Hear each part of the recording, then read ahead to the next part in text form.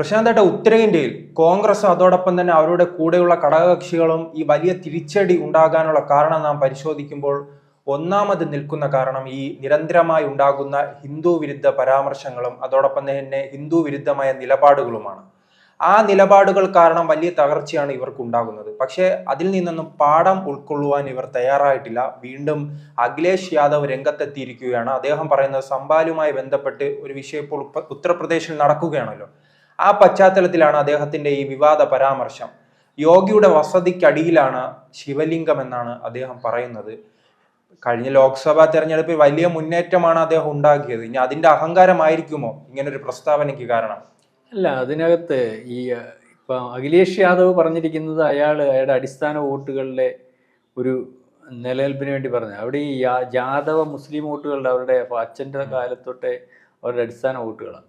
ഇപ്പം ഈ ഹിന്ദു വോട്ടുകളുടെ ഏകീകരണം ഒരുപക്ഷെ BJP-യുടെ ഭാഗത്താണ് അത് കൂടി വരുന്നുണ്ട്. അപ്പം അത് ഇവർക്ക് ഈ വോട്ടുകൾ നിലനിർത്തി, അടിസ്ഥാന വോട്ടുകൾ നിലനിർത്തി പോവുകയും കൂടെ കുറേ ഹിന്ദു വോട്ടുകൾ ഇപ്പം ലോക്സഭയിൽ ചെയ്തതുപോലെ തൽക്കാലത്തേക്ക് തെറ്റിദ്ധരിപ്പിച്ചു കൂടെ ഒരുത്തേക്ക് ജയിക്കാൻ പറ്റുന്ന ഒരു അവസ്ഥയുണ്ട്. അപ്പോൾ ആ ഒരു പൊളിറ്റിക്സാണ് അവർ പരമ്പരാഗതമായിട്ട് അഖിലേഷ് യാദവിൻ്റെ അച്ഛനും അവരും ഒക്കെ അവിടെ കളിച്ചുകൊണ്ടിരിക്കുന്നതെന്നാണ് നമുക്ക് മനസ്സിലാകുന്നത്. ഏതായാലും സംഭാൽ വിഷയത്തിനകത്ത് ഇത്തരത്തിൽ ഭീകരവിരുദ്ധ പ്രവർത്തനം അല്ലെങ്കിൽ രാജ്യവിരുദ്ധ പ്രവർത്തനം നടത്തുന്നവരെ പ്രോത്സാഹിപ്പിക്കുന്ന പാർട്ടി ആണ് അഖിലേഷ് യാദവിൻ്റെ പാർട്ടി.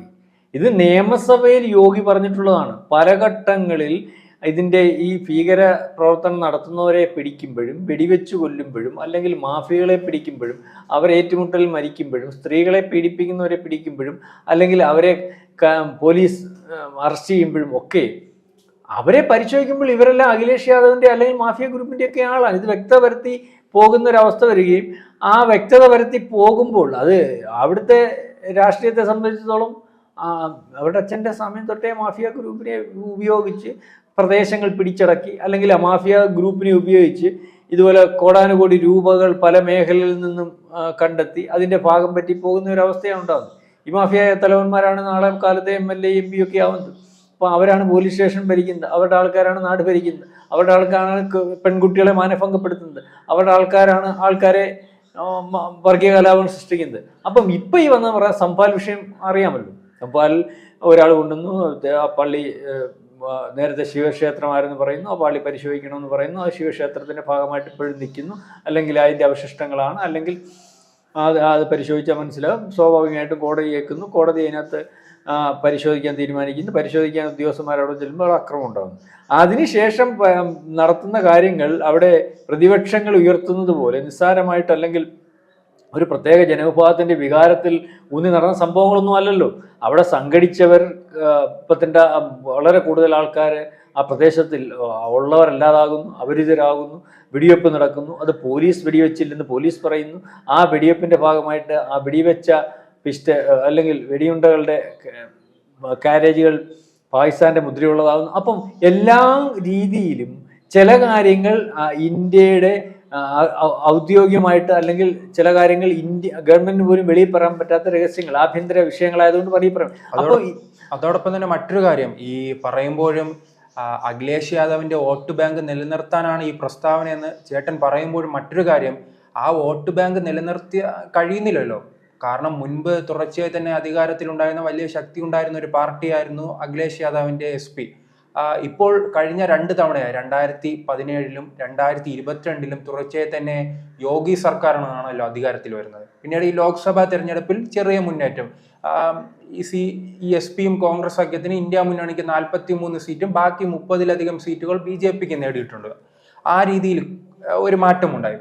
അതിനുശേഷം വന്ന ഉപതെരഞ്ഞെടുപ്പുകളിൽ വീണ്ടും BJP ശക്തിപ്പെട്ടു വന്നു. ഈ SP-യുടെ ഉൾപ്പെടെയുള്ള സീറ്റുകൾ BJP കൈയടക്കുന്ന ഒരു അവസ്ഥയുണ്ടായി.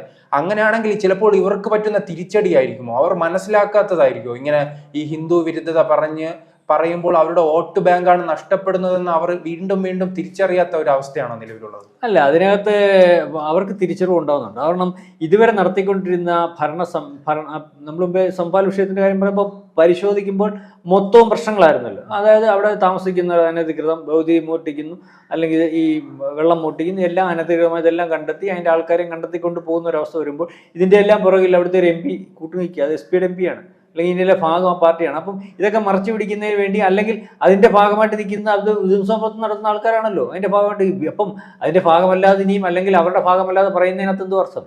ഏതായാലും പെട്ടു, എന്നാൽ പിന്നെ അവരുടെ ഭാഗമായിട്ട് തന്നെ നിൽക്കാം. അല്ലെങ്കിൽ അവർ നമ്മളുടെ ഭാഗമായിട്ട് വളരെ കാലം കൊണ്ട് നിന്നിട്ടുണ്ട്.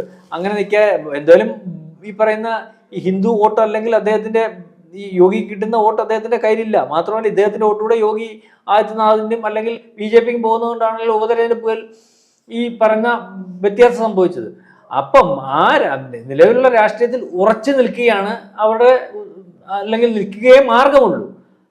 മുസ്ലിം പ്രീണനമായിട്ട് നിന്നേ മാർഗമുള്ളൂ. അതാണ് അവർ ഇന്ത്യ മുന്നണിയുടെ ഇലക്ഷൻ, ലോക്സഭാ ഇലക്ഷൻ ഉടനീളം അവർ പറ്റി ഒരുപക്ഷെ അവർ വിജയിക്കുന്നു എന്ന് പറഞ്ഞ രാഷ്ട്രീയം അതാണ്. അതിന് ശേഷം ഇവർ പറഞ്ഞതല്ല അവാസ്തവമാണെന്നും, അല്ലെങ്കിൽ മറ്റ് BJPയുടെ ഭാഗമാണ് ശരിയെന്ന് കണ്ടുകൊണ്ടായിരിക്കും ഉപതെരഞ്ഞെടുപ്പുകൾ വന്നപ്പോൾ തിരിച്ചു വരുന്നത്. പക്ഷെ അവരാ ഭാഗത്ത് നിൽക്കാനേ മാർഗമുള്ളൂ. അവർക്ക് വേറെ ഭാഗത്തോട് മാറി നിന്നിട്ട് രാഷ്ട്രീയ ലാഭം ഉണ്ടാവത്തില്ല. ആ മാറ്റം, അല്ലെങ്കിൽ അവരുടെ നിലപാട് പെട്ടെന്ന് മാറ്റിയാൽ അവിടെ നിന്നുകൊണ്ട് അവർ പറയുന്ന നിലപാടും, അല്ലെങ്കിൽ അവരുടെ ഭാഗത്തു നിന്ന് കിട്ടുന്ന വോട്ടുകൾ നിലനിർത്തി വേറെ ഏതെങ്കിലും ഭാഗത്തു നിന്ന് അതിനകത്തോട്ട് കൂടുതൽ വോട്ടുകൾ കൂട്ടി യോജിപ്പിച്ചാലേ ജയിക്കാൻ പറ്റത്തുള്ളൂ. അപ്പൊ അതാണ് അവരുടെ രാഷ്ട്രീയം.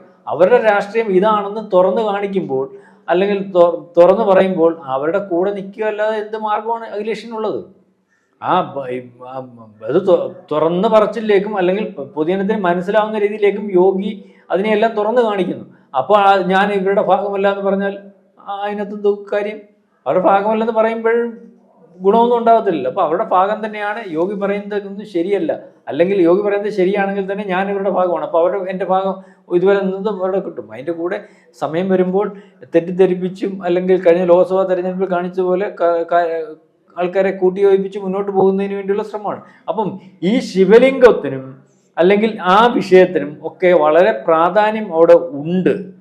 നമ്മുടെ ഈ രാമജന്മഭൂമിയുടെ വിഷയം നമുക്ക് പറയുമ്പോഴും മനസ്സിലാവുന്നത്, അവിടെ രാമജന്മഭൂമിക്ക് വേണ്ടി BJP നിൽക്കുകയും, അല്ലെങ്കിൽ രാമജന്മഭൂമി എന്ന വിഷയം അവിടെ അമ്പലം പണിയാനൊക്കത്തില്ലെന്ന് പറഞ്ഞിട്ട് അതേ നിലപാടുമായിട്ടാണല്ലോ കോൺഗ്രസും ഈ പറയുന്ന മറ്റ് ഇപ്പം നിൽക്കുന്ന പ്രതിപക്ഷ കക്ഷികളൊക്കെ നിന്നിട്ടുള്ളത്. അപ്പൊ അതിനകത്ത് അവർ പറഞ്ഞ നിലപാട് ശരിയാന്നുള്ള രീതിയിൽ കഴിഞ്ഞ ലോക്സഭ തെരഞ്ഞെടുപ്പ് വന്നേ. അവർ രാമജന്മഭൂമിക്കോ അല്ലെങ്കിൽ ഈ പറയുന്ന അവിടുത്തെ അമ്പലത്തിൽ പോകുന്നതിനൊന്നും ഇതുവരെ രാഹുൽ ഗാന്ധി തയ്യാറായില്ലല്ലോ, ഇതുവരെ പോയില്ലല്ലോ. പ്രിയങ്ക ഗാന്ധി പോയോ? പോകാനൊക്കെ ഒരു തീരുമാനം വന്നെങ്കിലും പിന്നെ പോയില്ലല്ലോ. അഖിലേഷ് യാദവ് പോയിട്ടുണ്ടെന്ന് എനിക്ക് തോന്നുന്നില്ല. അപ്പം ആ നിലപാടായിട്ട് നിന്നപ്പോഴാണല്ലോ അവിടെ കഴിഞ്ഞ പ്രാവശ്യം അവർക്ക് ലോക്സഭയിൽ ഭൂരിപക്ഷം കിട്ടുന്ന ഒരവസ്ഥ തന്നെ. അപ്പം നിലപാടുകൾ എടുക്കുന്നത് കൃത്യമായിട്ട് ആ നിലപാട് വരികയും ആൾക്കാരെ ആ നിലപാടിന്റെ കൂടുതൽ കൂട്ടിച്ചേർക്കുകയും ചെയ്യുന്ന ഒരവസ്ഥയിലാണ് ജയിക്കാൻ പറ്റുന്നത്. ഇത് SP-യുടെ നിലപാട് യാദവ വോട്ടും മുസ്ലിം വോട്ടും നേരത്തെ അവരുടെ കൂടെ കുറച്ച് ഈ പറഞ്ഞ OBC അല്ലെങ്കിൽ ആ വിഭാഗത്തിന് വോട്ടുണ്ടായിരുന്നു. അതൊക്കെ ഇപ്പം കുറച്ച് മാറിപ്പോകുന്ന ഒരവസ്ഥയുണ്ട്. ആ വോട്ടുകൾ വീണ്ടും നിലനിർത്തി പോയാൽ അവർക്ക് ജയിക്കാൻ സാധിക്കുമെന്ന് അവർക്കറിയാം. കാരണം ഇവരുടെ വോട്ടിന്റെ ശതമാനം അവിടെ വളരെ കൂടുതലാണ്. പക്ഷെ ഇതൊക്കെ ഹിന്ദു അല്ലെ അമ്പലം പൊളിക്കുന്നു, ശിവലിംഗം തിരയുന്നു, അല്ലെങ്കിൽ ഹിന്ദുവിന്റെ ഭാഗമായിട്ട് നിൽക്കുന്നു എന്നൊക്കെ പറയുമ്പോഴും ഇപ്പം യോഗയുടെ കൂടെ എല്ലാ വിഭാഗത്തിലെ ആൾക്കാരും ഉണ്ട്. കാരണം അദ്ദേഹത്തിന്റെ പ്രവർത്തനം, അദ്ദേഹത്തിന്റെ രീതികൾ, അദ്ദേഹത്തിന്റെ രാജ്യത്ത് ഉടനീളം നടത്തുന്ന കാര്യങ്ങൾ എല്ലാ വിഭാഗം ആൾക്കാരെയും യോജിപ്പിക്കുന്നത്. കഴിഞ്ഞ ദിവസം ഞാൻ ഒരു നേതാവിന്റെ, നമ്മുടെ ചാനലിൽ തന്നെ ഒരു നേതാവിന്റെ ഇലക്ഷൻ പ്രചരണമായിട്ട് അവിടെ ബന്ധപ്പെട്ട് യോഗിയുടെ മണ്ഡലത്തിൽ ചെന്നപ്പം അവർ നേരിട്ട് കണ്ട കാര്യങ്ങൾ അവർ പറഞ്ഞു. അവിടെ മുസ്ലിമിനൊന്നും യോഗി ഒരു വിഷയമേ അല്ല. പെൺകുട്ടികൾ നമ്മുടെ കേരളത്തിലില്ലെന്നാണ് പറയുന്നത്. പെൺകുട്ടികൾ നേരിട്ട് പറയുന്നത് യോഗി ആദിത്യനാഥ് എന്ന് പറഞ്ഞാൽ ഞങ്ങളുടെ ദൈവമാണ്. ഞങ്ങൾക്ക് മുസ്ലിങ്ങൾ പറയുന്നു, ഒരു മുസ്ലിം സ്ത്രീകൾ അവരുടെ നേരിട്ട് പറയുന്നതാണ് പറഞ്ഞത്. ഈ മുത്തലാഖ് മാറ്റിയത് കൂടി ഞങ്ങളുടെ എല്ലാ രീതിയിലുള്ള അവകാശങ്ങൾ ഞങ്ങൾക്ക് പഠിക്കാൻ സാധിക്കുന്നു. നേരത്തെ ഞങ്ങൾക്ക് റോഡിൽ ഇറങ്ങി നടക്കാൻ പറ്റുന്നില്ലെന്നാ. റോഡിൽ ഇറങ്ങി നടക്കാൻ ഞങ്ങളെ പിടിച്ചോണ്ട് പോകും. പാടത്ത് അച്ഛനും അമ്മയ്ക്കും ആങ്ങളേക്കും കഞ്ഞിയും കൊണ്ട് പോയാൽ അവിടെ വെച്ച് പിടിച്ച് ബലാത്സംഗം ചെയ്യും. ഇപ്പം സ്വന്തം ആങ്ങളെ പോലും പെങ്ങളെടുത്ത് മര്യാദയില്ല സംസാരിച്ച് പിടിച്ചോണ്ട് പോകും. കാരണം അവരുടെ വണ്ടി ഓടിച്ചിരുന്ന ഒരു ചെറുപ്പക്കാരൻ, അവൻ 24 വയസ്സെങ്ങാണ്ടേ ഉള്ളൂ. അവൻ്റെ അടുത്ത് ചോദിച്ചപ്പോൾ അവൻ പറഞ്ഞതെന്ന് പറഞ്ഞാൽ കേസ് വന്നു കഴിഞ്ഞാൽ ഉടനെ അറസ്റ്റ് ചെയ്യുക. ആൺപിള്ളേരുടെ കേസ് വന്നു കഴിഞ്ഞാൽ അങ്ങനെ 10-12 പേരെ അവിടെ അറസ്റ്റ് ചെയ്തു. അപ്പോൾ ഇപ്പം ചെയ്യുന്ന പറഞ്ഞാൽ അവർ ജോലിക്ക് പോകും, വൈകിട്ട് വീട്ടിൽ വന്ന് വീട്ടിലുള്ള സംസാരം.